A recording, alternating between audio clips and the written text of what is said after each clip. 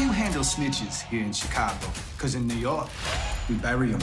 I want eyes on him. Audio and video of everything. The Flynns are on the way out. Everybody knows it except you. No one boards a sinking ship. You wasting my talents, If I even hear that you out on them corners hustling, I might have to kill you myself.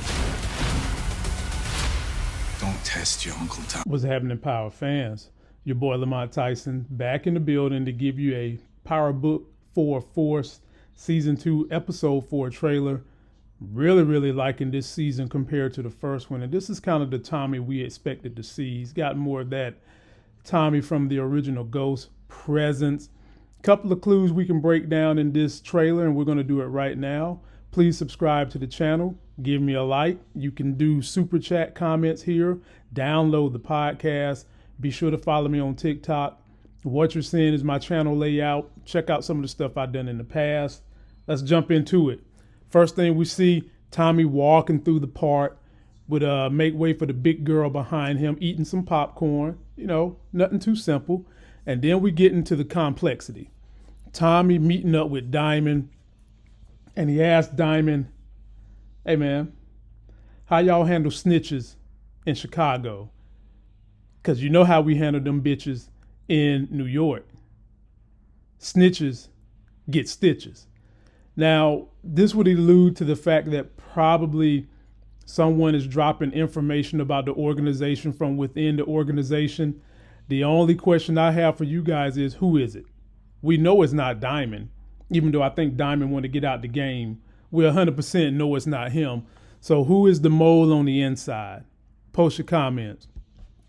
Then we got Detective Bobby DeFranco, who is the chess player versus his wife, Stacy Marks, who is the checker player. And he wants all kinds of surveillance on Tommy.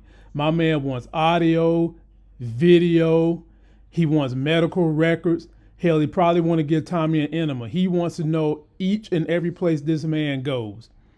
Now, folks, we know in order to get Tommy or a ghost-like character, you can't play it clean.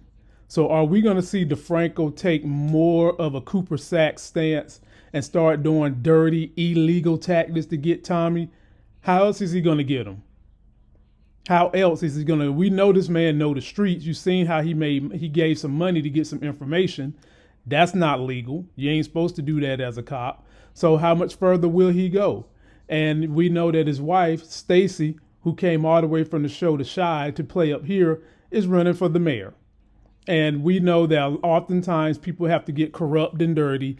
And I can't wait to see what happens between these two, because they're working with each other, and she's trying to become the mayor, and he's working to get the soon-to-be biggest drug dealer in Chicago. It's going to be some mess.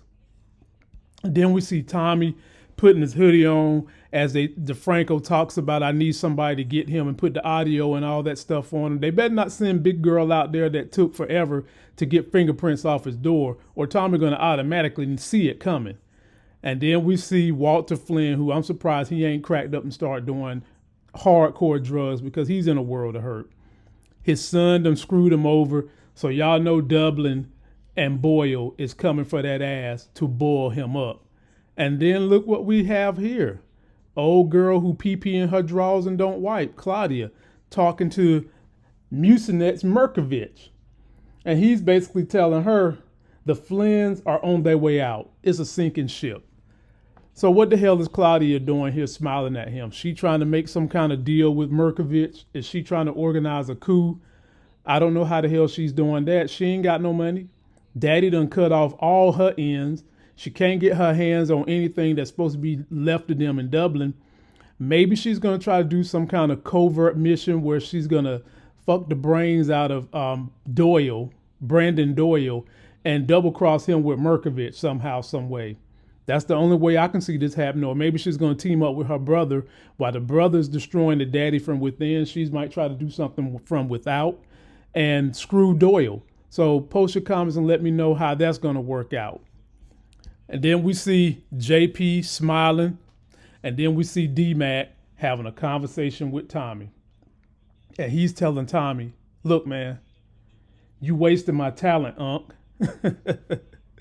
Now, we know Tommy done been through this thing with a nephew. Tariq was his nephew, and Tommy does not want these nephews in the game. He want them out of them. But here's the problem. Both of these nephews feel like the streets is their game. That's what they want to do.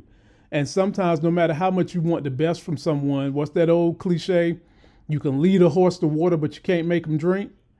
Tommy's trying to lead these boys to greener pastures, but they don't want to eat that grass. And so he wants in the game. They show pictures of him pulling out the gun that Tommy gave to his uncle that D-Mac took. And then they show D-Mac on the street smiling and shit. Man, y'all remember this smile with the dreads falling down, because this might be the last time we see this boy smile at all on these streets.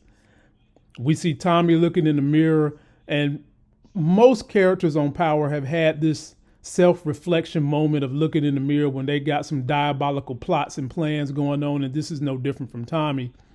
And then we see someone trying to attack Tommy. Now, ladies and gentlemen, why would you send someone from a damn boy band alone to attack Tommy? Like, bruh, looking like Ezra Miller, but not the Flash. What you think you about to do to Tommy other than get your ass beat? That's all you about to do. Get that ass beat. And pretty much, I'm sure we'll see when the episode drop how bad that ass got beat, but that's all he's doing. They show Diamond in the barbershop. No doubt he's thinking about that damn PO, of which he's going to have to do something about that PO. That PO is a wild card. I don't trust him. And how the hell you coming up here thinking you're going to get free haircuts from Diamond? You got Diamond running non-profit programs and shit out the business. Come on, dude. Something's up with that PO and it's going to be a problem.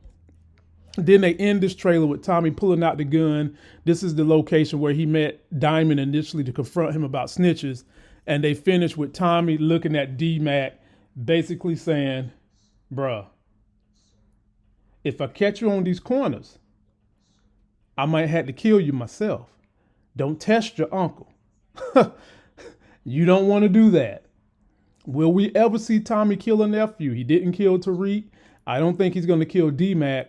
But I can tell you right now, D-Mac is about to get his ass in some trouble on these streets, fucking around, trying to say he's bored, sitting around doing TikToks and what may have you. You need to stay his ass home, but he's addicted to these streets and he's going to do it. We didn't see anything in this trailer on Jenard, the man that just killed Little K, who is up the creek by himself.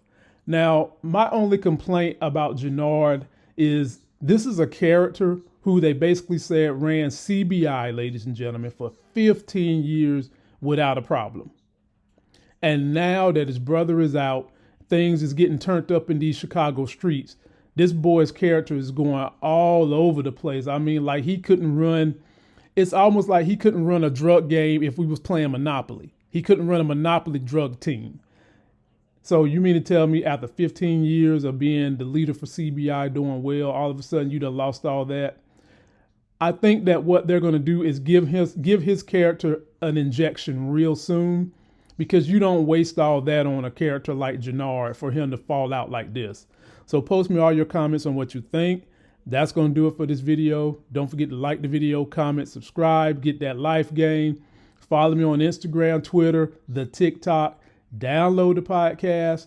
Hopefully I'll go ahead and get a Shy video up here so that you guys can know how I'm feeling about the way that show has been going. So far, I've loved this season of The Shy. It's one of my favorites. I think it's one of the best well written, but we'll talk about that in the next video.